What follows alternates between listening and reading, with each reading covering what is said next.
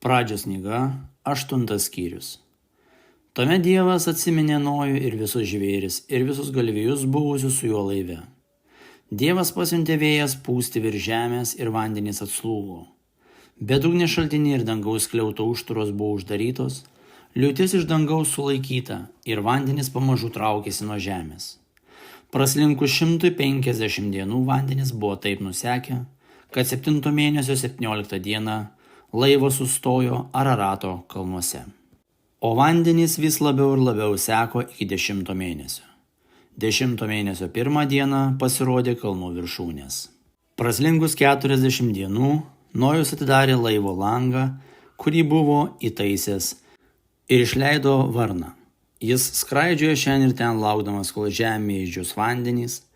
Tuomet jis išleido savo laivo balandį pažiūrėti, ar vandenys buvo nusekę žemės paviršiuje. Bet balandis negalėjo rasti vietos kojoms pailsėti ir sugrįžo pas jį į laivą, nes vandenys dar tebebuvo ant visos žemės paviršiaus.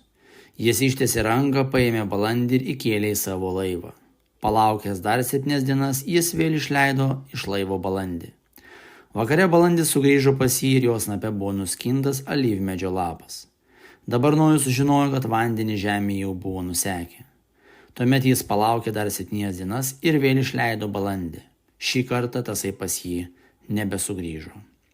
601 metų 1 mėnesio 1 dieną vandenys žemėje pradėjo sekti. Nojus nukėlė laivo dangą, apsižvalgė ir pamatė, kad žemės paviršius džiūsta. 2 mėnesio 27 dieną žemė buvo sausa. Tuomet Dievas tarė Nojui: eik iš laivo draugė su savo žmona, sūnumis ir sūnų žmonomis.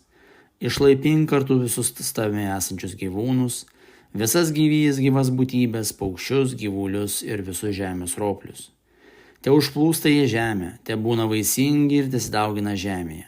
Išlipo tad Nojus draugė su sūnumis ir žmona bei sūnų žmonomis.